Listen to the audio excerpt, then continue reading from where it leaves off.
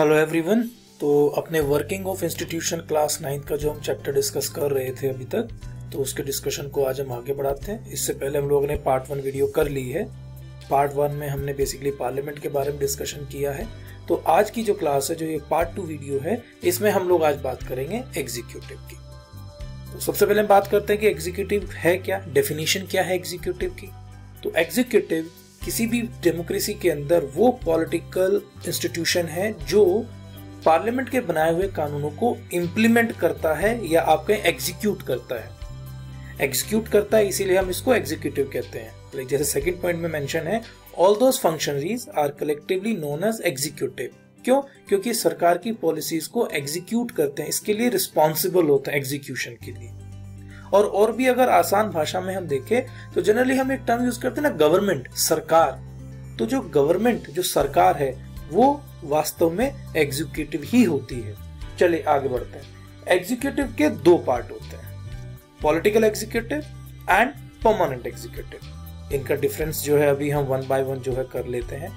Political executive, नाम से पता चल रहा है कि these are basically elected leaders, जिन लोगों को हम इलेक्ट कर पार्लियामेंट में भेजते हैं, बेसिकली लोकसभा में भेजते हैं, वही लोग जो है पॉलिटिकल एग्जीक्यूटिव का हिस्सा कहलाते हैं। तो एक आसान भाषा में यहाँ पर ये भी हम कह सकते हैं कि जो पॉलिटिकल एग्जीक्यूटिव का हिस्सा होते हैं, जो हमारे इलेक्टेड लीडर्स, पॉलिटिकल लीडर्स जो पॉलिटिकल एग्जीक्यूटिव का हिस्सा है, वो पार्लियामेंट का हिस्सा भी होंगे। तो जैसे कि यहाँ बताया है कि they are elected by the people for a specific period of time. तुमको पता है 5 साल का टाइम पीरियड होता है, तो इसीलिए हम इनको टेम्पररी एग्जीक्यूटिव भी कहते हैं, क्योंकि इनका टाइम पीरियड जो तो छोटा होता है। 5 साल तो है ही, लेकिन इससे पहले भी प्रधानमंत्री चाहे तो अपनी इच्छा से इनका डिपार्टमेंट चेंज कर सकता है या इनको जो है पोस्ट से हटा सकता है।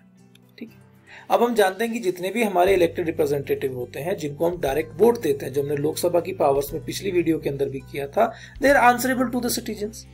हर 5 साल के बाद क्या है कि जब वो वोट मांगने जाएंगे तो लोग उनसे सवाल कर सकते हैं, या आपने जो वादे किए थे हम लोगों को इलेक्शन के दौरान, कैंपेन के दौरान, वो पूरे नहीं हुए, है ना।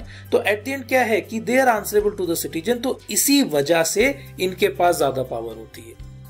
यही जो है किसी भी सरकार के अंदर या एग्जीक्यूटिव के अंदर जो है फाइनल डिसीजंस लेते हैं। आपको याद होगा जब हम लोकसभा और राज्यसभा की पावर्स की बात कर रहे थे पिछली वीडियो के अंदर, तो मैंने बताया था कि जो भी इंस्टीट्यूशन या जो भी आदमी डायरेक्टली इलेक्टेड होगा लोगों से डेमोक्रेसी के अंदर, तो उनके पास कंपैरेटिवली ज्यादा पावर्स होंगी। तो जैसे वहां पर लोकसभा जो इलेक्टेड है डायरेक्टली, तो उसके पास ज्यादा पावर है राज्यसभा के मुकाबले। यहाँ पर पॉलिटिकल एग्जीक्यूटिव जो है ये इलेक्टेड है लोगों से, तो इनके पास ज्यादा पावर होंगी। चलिए अब बात कर लेते हैं परमानेंट एग्जीक्यूटिव की। परमानेंट एग्जीक्यूटिव जो होते हैं ये इलेक्टेड नहीं होते, दे आर अपॉइंटेड। जैसे आपने सुना होगा IAS, IPS, UPSC के थ्रू जो है एग्जाम देते हैं, इंटरव्यू देते हैं, उसके बाद अपॉइंट किए जाते हैं। ये लोग जो होते हैं इनको परमानेंट एग्जीक्यूटिव इसलिए बोला जाता है क्योंकि लॉन्ग टर्म के लिए सर्व करते हैं। पॉलिटिकल एग्जीक्यूटिव की तरह ये 5 साल या उस टाइम पीरियड के लिए, शॉर्ट पीरियड ऑफ टाइम के लिए अपॉइंट नहीं होते हैं, ये लॉन्ग टर्म के लिए अपॉइंट होते हैं। जैसे सिंपल सी बात करें, रिटायरमेंट के लिए। और ये लोग तब भी अपने ऑफिस में या अपने डिपार्टमेंट में रहेंगे जब पार्टी चेंज भी हो जाती है, ट्रांसफर हो जाता है, that's been a different thing, लेकिन जॉब नहीं जाती है। They will be part of the permanent executive. And as they are not directly elected by the citizens of India, तो they are less powerful in comparison to the political executive। और इसी वजह से ये political executive के under काम करते हैं, या बेसिकली बोले उनको असिस्ट करते हैं। भाई देखिए, वास्तव में अगर हम बात करें ना, सरकार कौन चलाता है? ये लोग ही सरकार चलाते हैं। क्यों? क्योंकि ये अपने फील्ड के, अपने डिपार्टमेंट के एक्सपर्टीज होते हैं, इनके पास कंप्लीट नॉलेज होती है। ये असिस्ट करते हैं, सजेशंस देते हैं पॉलिटिकल एग्जीक्यूटिव को, कि कोई का पॉलिटिकल एग्जीक्यूटिव निर्णय लेगा कि मान लिया हमें कहीं स्कूल बनाना है, हमें हॉस्पिटल बनाना है, हमें सड़कें बनवानी है, तो उसके लिए क्या क्या अरेंजमेंट होंगे, कितना खर्चा होगा, कैसे लैंड एक्वायर होगी, कितने लोगों को उससे आगे फ्यूचर में बेनिफिट होगा, तो ये सारी डिटेल्स देते हैं परमानेंट एग्जीक्यूटिव, IAS, IPS और इनके जो अधीन लोग काम करते हैं। ठीक, तो बेसिकली ये हमारे डिफरेंसेस हैं between political executive and permanent executive. चलिए जी आगे बढ़ते हैं। तो prime minister and council of minister.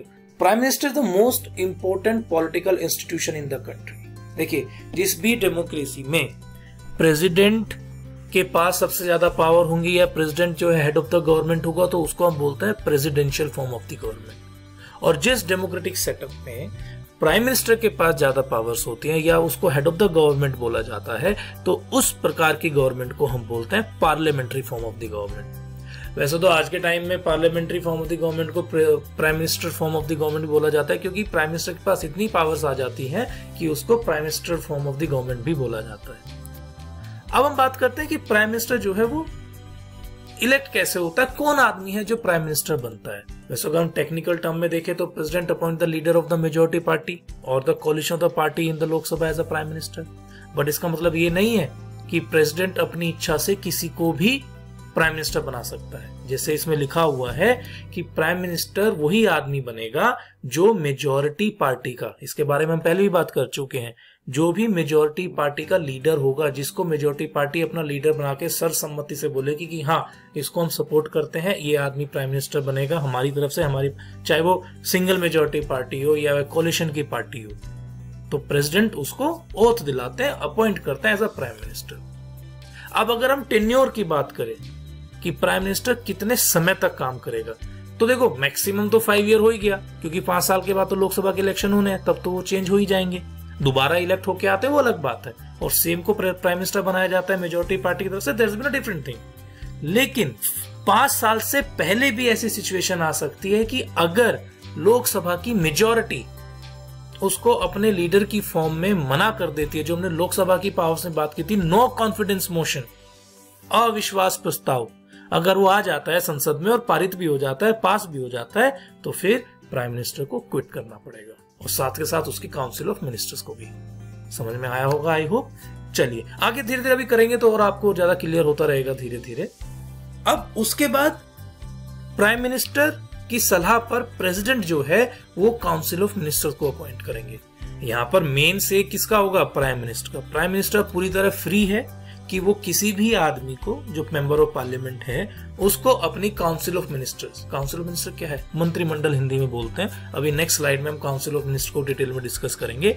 तो प्राइम मिनिस्टर अगर चाहे तो किसी भी आदमी को जो हाउस, राज्यसभा, लोकसभा, किसी भी हाउस का मेंबर है, उसको अपनी काउंसिल ऑफ मिनिस्टर में शामिल कर सकता है, मंत्रिमंडल के अंदर शामिल कर सकता है। तो अब सवाल ये उठता है, क्या किसी ऐसे आदमी को भी काउंसिल ऑफ मिनिस्टर में शामिल किया जा सकता है जो पार्लियामेंट का हिस्सा नहीं है? तो जवाब है हाँ, लेकिन उसकी एक शर्त है। क्या शर्त है भाई? उसकी शर्त ये है कि अगर प्राइम मिनिस्टर ने किसी ऐसे इंसान को काउंसिल ऑफ मिनिस्टर में शामिल कर लिया, साधारण भाषा में मंत्री बना दिया अपना, तो उसके, और वो किसी भी हाउस का मेंबर नहीं है, ना तो राज्यसभा का ना लोकसभा का, तो उसकी शर्त यह है कि अपॉइंटमेंट के 6 महीने के अंदर उसे लोकसभा या राज्यसभा किसी भी एक हाउस का मेंबर बनना पड़ेगा। अदरवाइज उनकी जो लाइक काउंसिल ऑफ मिनिस्टर में या जो मंत्री बनाया गया वो पोस्ट उनकी कैंसिल हो जाएगी। अभी हम बात करेंगे काउंसिल ऑफ मिनिस्टर की, जो हमने पिछली स्लाइड पे डिस्कस किया था कि प्रधानमंत्री अपनी इच्छा से काउंसिल ऑफ मिनिस्टर को चूज करता है।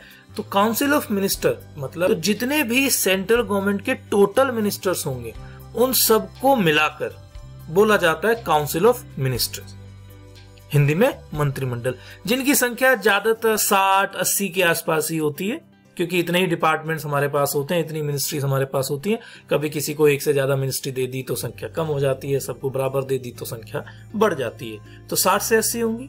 अब इसका आगे फर्दर डिवीजन कैसे होता है? इनका फर्दर डिवीजन जो है 3 कैटेगरी में होता है। सबसे पहला कैबिनेट मिनिस्टर, सबसे इंपॉर्टेंट मिनिस्ट्रीज और सबसे इंपॉर्टेंट मिनिस्टर।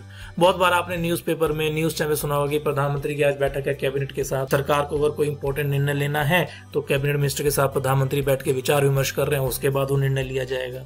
क्यों? क्योंकि कैबिनेट मिनिस्टर जो है टॉप लेवल मिनिस्टर्स होते हैं और देश की जो सबसे इंपॉर्टेंट मिनिस्ट्रीज होंगी वो उनके पास होंगी, जैसे फाइनेंस हो गई, डिफेंस हो गई, होम मिनिस्ट्री सबसे इंपॉर्टेंट हो गई, फॉरेन मिनिस्ट्री। तो जितनी भी हमारी सबसे ज्यादा इंपॉर्टेंट मिनिस्ट्रीज होंगी वो इन लोगों के पास होंगी। तो सरकार में ये सबसे शक्तिशाली या सबसे महत्वपूर्ण मिनिस्टर्स होते हैं, जिनको हम बोलते हैं कैबिनेट मिनिस्टर्स। इसके बाद कैटेगरी आती है minister of state with independent charges. ये लोग यूजुअली जो इससे कम इंपॉर्टेंट या इससे जो स्मॉल मिनिस्ट्रीज होती हैं उनके हेड होते हैं। ये सब क्या है? Political executive. अभी डिस्कस किया था ना, पॉलिटिकल एग्जीक्यूटिव, परमानेंट एग्जीक्यूटिव। तो ये जो हमारे मिनिस्टर्स हैं यही पॉलिटिकल एग्जीक्यूटिव होती है, क्योंकि हमने पॉलिटिकल लीडर्स और इलेक्टेड लीडर्स में एग्जांपल देखा था उसका। तो ये हमारे पॉलिटिकल एग्जीक्यूटिव होते हैं, मिनिस्टर्स होते हैं। तो इंडिपेंडेंट चार्जेस वाले जो मिनिस्टर्स होंगे वो थोड़े कम इंपॉर्टेंट होंगे and they can like go to the cabinet meetings अगर इनको इनवाइट किया जाए। इसके बाद हमारी तीसरी कैटेगरी जो है वो आती है minister of states.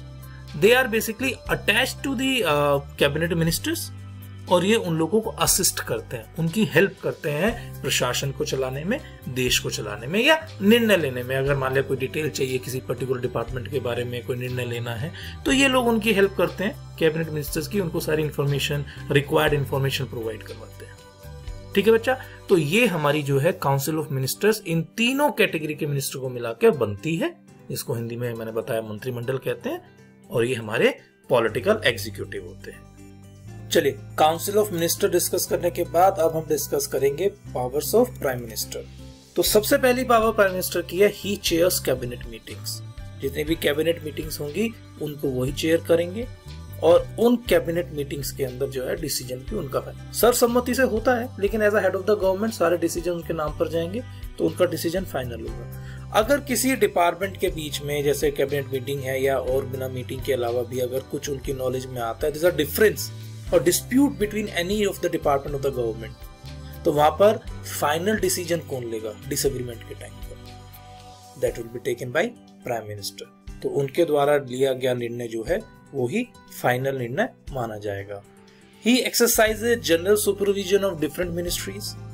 All ministers work under his leadership. पूरी की पूरी जो काउंसिल ऑफ मिनिस्टर्स हैं, चाहे वो कैबिनेट मिनिस्टर्स हो, minister of state with independent charges हो या मिनिस्टर ऑफ स्टेट हो, वो सब किसकी लीडरशिप के अंडर काम करेंगे? प्राइम मिनिस्टर की लीडरशिप के अंडर काम करते हैं। तो prime minister basically head of the government है, तो head of the ministry council of minister के हेड भी होंगे। The Prime Minister distributes and redistribute work to the ministers. He also has the power to dismiss ministers. जैसे हमने political executive को पढ़ते time क्या बात की थी कि वो एक लिमिटेड टाइम पीरियड के लिए काम करते हैं। 5 साल तो है ही मैक्सिमम उनका, वो तो लिमिटेड टाइम पीरियड हो ही गया, लेकिन उससे पहले उस टाइम पे मैंने आपको बताया था कि प्राइम मिनिस्टर अगर चाहे तो 5 साल से पहले भी उनको डिसमिस कर सकता है या उनके डिपार्टमेंट्स बदल सकता है। और व्हेन प्राइम मिनिस्टर क्विट्स तो सारी मिनिस्ट्री जो है वो क्विट कर देगी, मतलब सरकार गिर जाएगी। इसको हम रिलेट कर सकते हैं, हमने पार्लियामेंट वाले चैप्टर पार्ट में फर्स्ट पार्ट में डिस्कस किया था कि अगर नो कॉन्फिडेंस मोशन पास हो जाता है पार्लियामेंट में, अविश्वास प्रस्ताव, तो सरकार गिर जाती है, उससे हम रिलेट कर सकते हैं। या इसके अलावा भी अगर प्राइम मिनिस्टर जो है रिजाइन दे देता है तो जो है पूरी मिनिस्ट्री को रिजाइन देना पड़ेगा, पूरी सरकार का गठन फिर दोबारा से होगा। अब हम बात करेंगे पावर्स ऑफ प्रेसिडेंट कि प्रेसिडेंट के पास क्या पावर है।